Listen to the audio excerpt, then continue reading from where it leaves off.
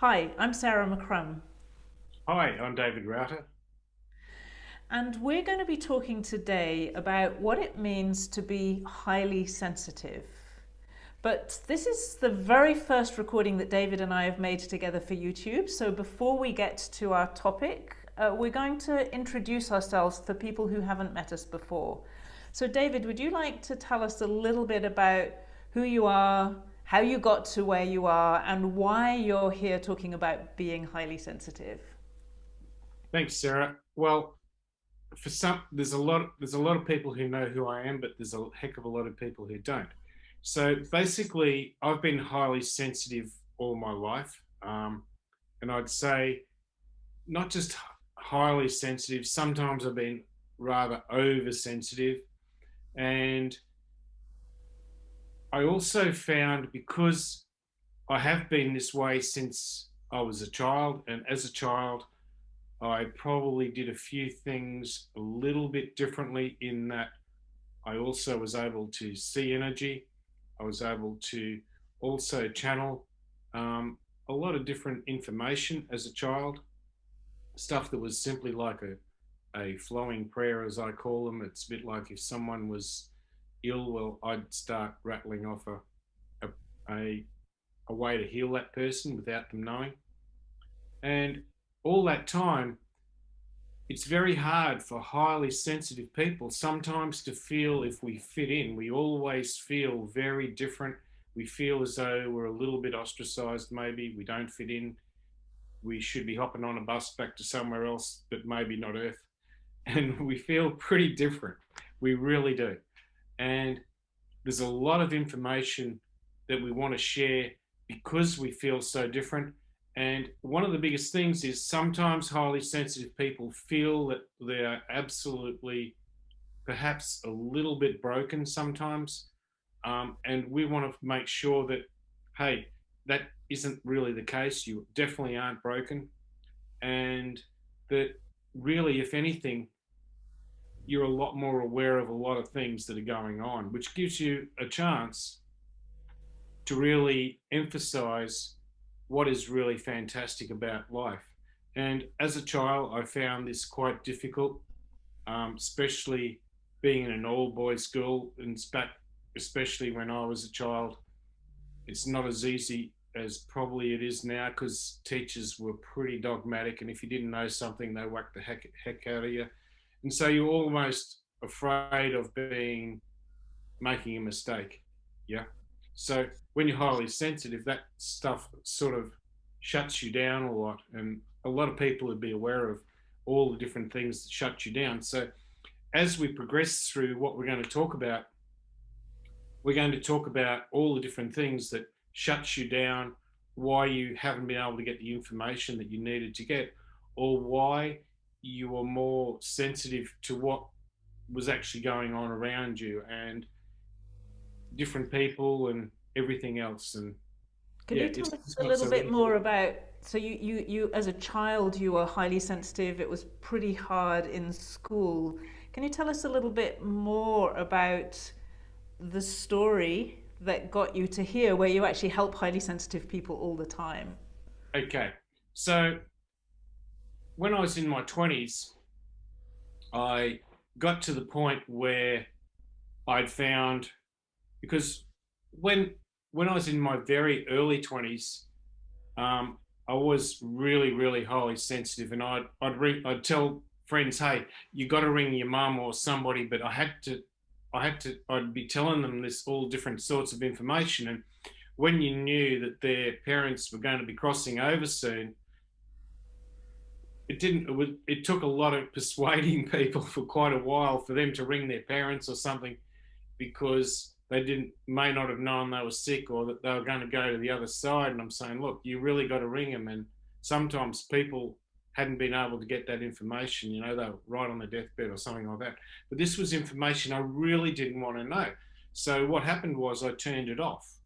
So when you turn off um, how you used to channel quite really efficiently, and you try and be normal, or not channel or not get all highly intuitive and highly instinctive messages, that everybody else, a lot of people who are around you don't give and don't get, you all of a sudden you move from being getting lots of intuitive messages and lots of instinctive messages, and the next thing you know, life doesn't really go as easy as what it should. Next thing you know, you make a lot of decisions in life, and you're really stuffing up.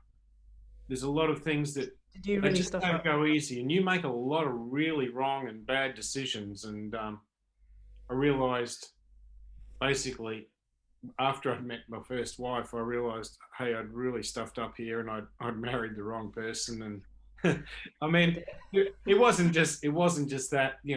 I'd made quite a few bad decisions here, there, and everywhere. I mean, about going for jobs that were just about money, not about what I enjoyed. And I mean, there's a whole raft of bad decisions that I'd made, and Which is that's when all that's all under the category of trying to be normal. just trying to be normal. And highly sensitive people are aware of this, trying to fit in. So it got to the point where I knew I had to change a lot of things. But that's when I started to channel again, and I thought, hang on, I'm not getting the right messages. And then I had to find what is basically my own self-truth, because my own self-truth is basically channeling. Yeah. And you can't just go, I made the mistake of trying to just find information here, there, and everywhere. And then I found I couldn't turn my head off, which is why now I know how to help a lot of clairvoyants and people who channel and don't know how to turn their heads off. But well, I basically found I had to go back to how my body was made up, and I had to then um, diagnose where all the truth came from. And this is it's like channeling more just what is relevant about yourself rather than channeling other people. And that's very hard.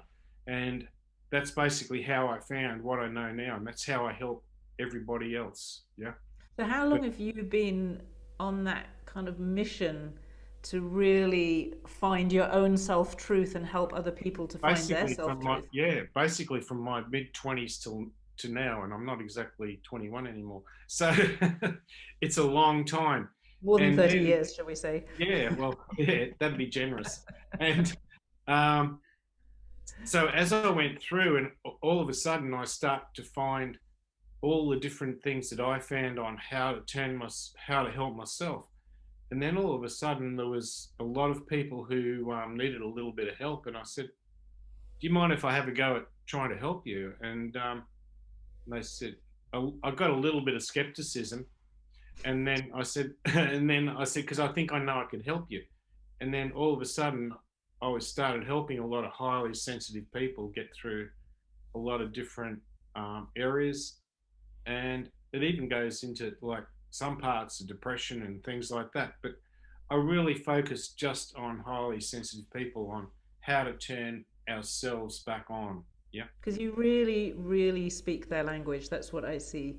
It's like, and when I say language, I don't mean the words, but that energetically, you really speak so directly to people who are highly sensitive. It's like you know it, they know it. Yeah. Everybody, it's like you're all sharing the same language. And We for many people, basically collaborate. like the first time, it's like, oh, now finally somebody understands me. Yeah, and it's great to help people who are highly sensitive. And there's a lot of people who really don't realize how highly sensitive they are. But as you know, and I mean, we've all talked to, I mean, God knows how many people we've talked to. It's thousands and thousands, because we've all done workshops with thousands of people. So, and we've all helped lots of people. And it's where it's how we invest our energy, it's how we invest our consciousness, it's how we invest our spirit. And there's a lot of things that we're going to talk about that are very unconventional, but there's things that we want to share because it's the stuff that damn well makes the difference. And it's a lot of stuff, people say, oh, try and think this way, try and think that way. But at the end of the day, and there's a lot of things, unless you start to do a lot of basic things, you're going to revert back all the time. And that's stuff that we want to talk about. And it is a large subject. Yeah. Yeah. So maybe I'll say a little bit about myself, and also I'll say a little bit about how I met you, because my story is really different from yours. I can relate. There are areas where I relate. I definitely felt different when I was young, but I was certainly not aware of being highly sensitive when I was young. I was more like the clever kid. I did really well in school. I was very heady. I knew that I knew somehow that my life was about making a difference to other people, and I knew there was a leadership element to it, but I was so unbelievably switched off. I remember when I was kind of 11, 12, 13, I switched off all my emotions. I just tried to become like an ice block, really. So maybe that was a sign of something, Yeah, but I would definitely not have recognized that. And I was like that for a long time, actually. And I didn't, yeah, I never had that awareness. I just always did really well. So I was always in my head. And I remember in my 20s, I would walk a lot, and my head would be churning over things that had happened, sometimes for months after, something that somebody had said that was of no significance whatsoever, probably to them. And I would be churning stuff over and over and over, and I couldn't get it out of my mind. And eventually, I remember just feeling so disconnected from life. It was like there was me, I could feel me, and there was life and nature and all that around me, but they weren't joined together. I didn't feel like I was a part of it. It was like having a veil, like layers of something between me and everything else. And it was really so strange because I loved walking, I loved being out in nature, but I couldn't feel it, and I couldn't sense it, and I didn't feel a part of it or connected with it. I was just in this kind of other world. And because my sister died when I was 30, and that pushed me into learning different things, and I started training with Chinese masters and learning all about energy from a Chinese perspective. And that was the first time I felt at home. I felt like, I know this language somehow. And my first teacher used to talk for 2 or 3 hours without stopping about energy, and I could sit there and listen all day long. It was kind of just like, oh, this is my language. It's the first philosophy of life that I could actually relate to that made sense. So I spent a whole lot of time. I did a lot of training. I don't think that I even could have been able to find it for myself in the way that you did. I don't see energy like you do, but I think what I learn is that I know things and I sense things, though I wouldn't have had that language before, but I did know things. And that's probably the way everything has come through for me, much more than seeing is just knowing. And then one day, I, I was sitting in this strange breakfast meeting I'd been invited to. It's a bunch of apparently local healers on the Sunshine Coast in Australia where I was living. And I didn't really know quite what I was doing there. I hadn't been living there for very long. And you were there. And at the end of the meeting, we talked about various stuff. And I felt a bit I didn't feel very comfortable there. But at the end of the meeting, you came up to me and said, oh, I could help you with your channeling if you'd like to come and see me or something like that. I had no idea who you were. And I showed up at your house a few days later thinking I'd be there for about an hour on my way to a business lunch. I remember I was wearing very strong essential oil that day. I never forgot that because my kind of business dress. And about 3 hours later, it can't be quite that much, I'd completely missed the business lunch and you started working with my energy. And I'd already, I thought that I'd had the best teachers in the world. That's how I described it, And I did have phenomenal teachers, but what you showed me in terms of energy changed a lot of things for me. And I'll just describe the very first one because everything else will come out through the conversations that David and I are going to record around all these topics connected with high sensitivity and energy and everything else. But what I remember after that very first meeting, a couple of days later, I went down to Sydney for a really full on. I think it was a 3 day, 2 or 3 day conference.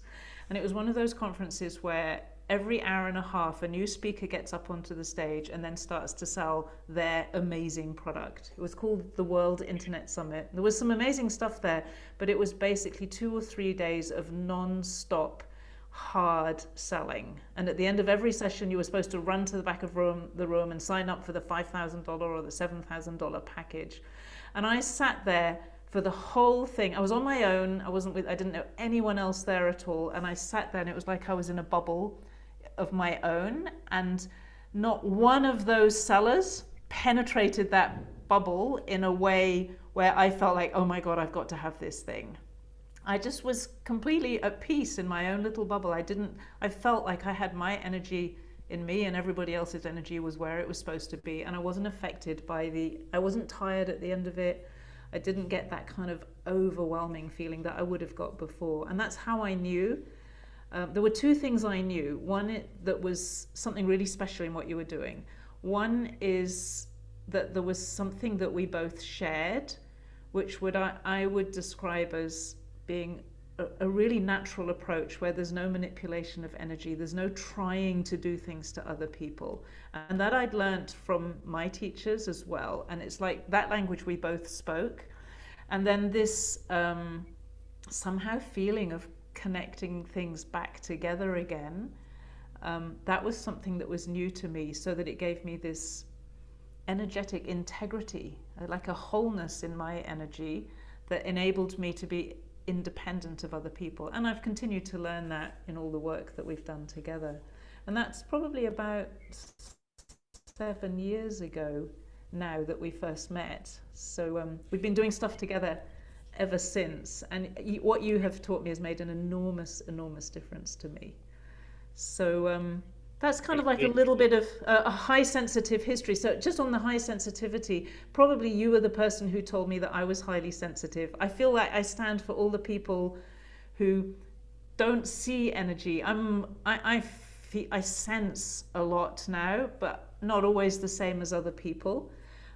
So what I recognize is that high sensitivity comes in many different forms, and many experiences I had as a child, like I couldn't stand going to churches and museums and galleries and things because of the energy of them, but I didn't have that language. My legs used to ache the moment that I walked into them, and the heaviness of certain situations, and I just used to like, I don't want to go, I don't want to go.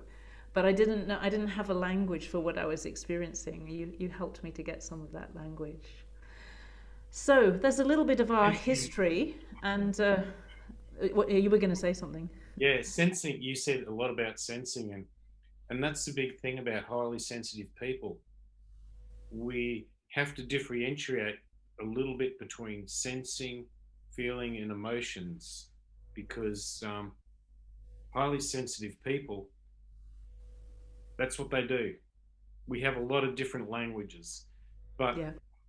um, when we start to feel energy, sometimes any type of energy or what's going on, when it's very physical, it's very strong and forceful. Like, physical energy is really, really hard. It's really robust. And it sometimes it's the trouble is that the physical energy isn't the one always.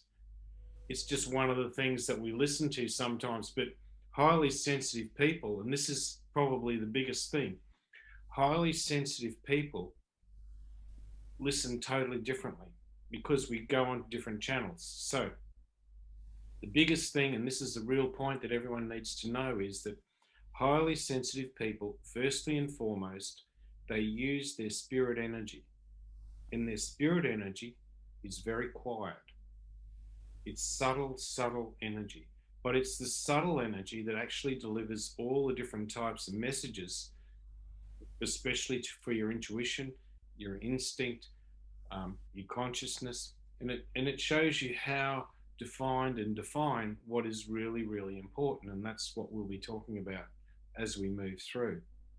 Yeah. And something I want to say is the moment you started to speak about that spirit energy, this Hmm. is probably a typical high sensitive response, I could actually feel precisely that channel, so to speak, precisely that very quiet spirit energy. And I'm drawing attention to it because people listening might also have actually felt precisely what David was talking about when he talked about it, because that's one of the things that people do when you're highly sensitive. You can discern those subtle differences between forms of communication and like channels of communication that other Exactly. people might not pick up. And while we're on this channel, and this is one of the big things, when we're highly sensitive, so we'll pick up a chunk of information that will be more like spirit based. Then we'll move to something that may be a little bit conscious based, and then we may move to something that is more physical based. So when we're in certain chunks of, depending on the kaleidoscope of people you're familiarizing yourself with. I mean, sometimes in work situations, it's all real physical, yeah, which means that sometimes we detune a little bit because there's a lot of people who are sort of trying to push their agenda all the time, all the time, all the time, and we're just going to la la land while they waffle on because you sort of know that sometimes what they're talking about has nothing to do with the situation. And when we start to use our spirit energy and our conscious energy, but we actually we combine them. So our spirit energy and our conscious energy, and it gives us a really large dialogue. And it's like seeing a very large lateral perspective of what's going on. And I liken this to you walk into a room and everyone's really focusing on a problem, and this, and you can walk in straight away and say, well, yeah, you're all on that problem, but really, if you just change that, it's solved in 2 seconds. And you allow your, it's like you may not even know anything about the subject, but you find you have this really large lateral perspective, which sort of cuts through all the physical heebie-jeebie and just waffle sometimes, and David, it go just on. shows where to go. Yeah, sorry. That's okay. Um, I'm wondering what are the main challenges that you see in people you meet who are highly sensitive? What are the things that are really difficult for them in terms of navigating so-called normal life? Um, oh gosh, there's so many. Um, I'll give you an instance. So I remember this so well. So I remember going back even to grade two, and we had to um, do a maths problem, right? And so it was for a grade two. It was quite a hard maths problem, but the teacher just wanted to see if we could all, any of us could solve it. So yeah, I solved it, but then I went and changed the answer because it wasn't the same as everybody else. It's not that I looked at everybody else's. You could just tell the energy of everybody else. Oh, this is wrong. So sometimes you don't want to stand out either. You know, even though you might be able to solve a problem, you don't want to be different. So you sometimes don't want to solve a problem. Highly sensitive people, and it's the way we are sort of um, the way we're wired, basically. So we find, yes, we can find in our quiet zone, we might find something more about how to solve things quite easily. But at the same time, the energy of everybody else basically comes into us. And the reason that happens is we've all started to detune in so many ways. So because we've detuned, and it's one of the things I show everybody very quickly when we do a lot of different exercises, and I show how everybody's taken on the energy of everybody else. So it's a bit like highly sensitive people can also be givers. It's like you just give because you want to try and make people happy, yeah. Is that But because you want to feel better yourself? Because when you're surrounded by people who Yeah, Do quite you get a possibly. bit of that as It is. well? It actually would make you more comfortable if everyone around you Yeah, is happy. that's right. That's right. But the trouble is, when we give, we end up being depleted. So what I teach people is how to actually share what is their strengths, and then we find totally new ways to basically tackle the world. Because I like people to be more formidable.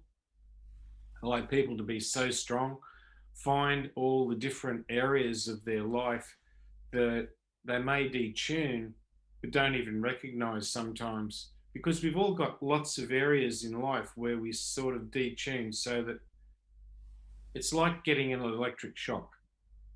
I liken it to that. It's like you don't want to have an over sense of something. And when we've been around a lot of forceful people and all the time, we keep detuning and detuning and detuning to the point where sometimes we don't let ourselves shine, because we don't even feel like we're able to, because we've sort of given away so much of ourselves. But what we've also given away is basically the way our whole bodies work, because we have a lot of different foundations of spirit, energy, and conscious that work.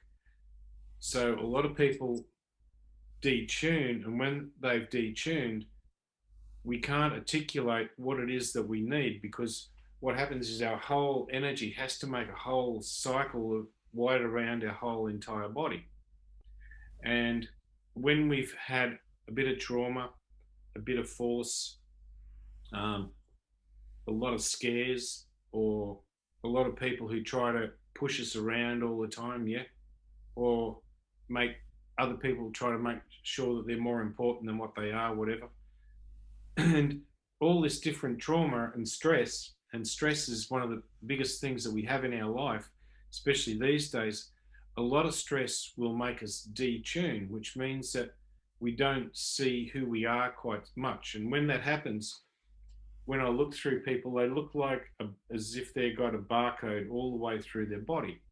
So when that happens, um, and we can't make these full cycles of information. So it's a bit like the energy comes down here and then it stops, because that's where we've experienced some stress. And where we've got that stress, it's like um, an over negative or an over positive energy, where you just recycle the energy continually. So you've got a problem. And as you said, someone said something to you and you were recycling that for ages and maybe even weeks on end. Yeah, you can't get it out of your head. It just recycles. It just recycles, and it's basically where you're cut off. Yep, yep. And what I Yep. can see is when we detune to defend ourselves or to protect Yeah. ourselves from feeling that pain or that trauma or that forcefulness Yeah. again, and especially that kind of forceful energy of people, they don't necessarily hurt you physically or anything like that, but it's just that No. the energy is so pushy that it's intensely, intensely uncomfortable when you're sensitive. And so you find a way to protect yourself from that. But unfortunately, it's like you're switching yourself off, just switching more and more, switching more and more of yourself off. And so there's a real price that you pay for that, And I think we because then should you're not probably. functioning properly. That's exactly right. And I think we'll talk about that in a minute. What do you reckon? We'll talk Well, you about. know what I think actually is I think we'll talk about that in another session. Hmm. I'm going to divide these up. So I think we've talked a little bit about what high sensitivity is. We've shared a little bit about our experience of it Hmm. and how we came to find that out and also make peace with it. Um, it's such a huge topic that, like, I've got a list of about 10 things Oh, that I want God. to talk about. Yeah, no, Um, no, club. so I'd like to do those separately, and I think it would be also really great to talk about what are the gifts and the strengths. When somebody is highly sensitive and really functioning well, what does that give them? Would be a beautiful thing to talk about. But I'm going to leave us all waiting Yep. um, until the next one. Yep. So thank you very much for today. At least we've introduced the topic and got started. Yep. And then we can come back for some more. Thanks.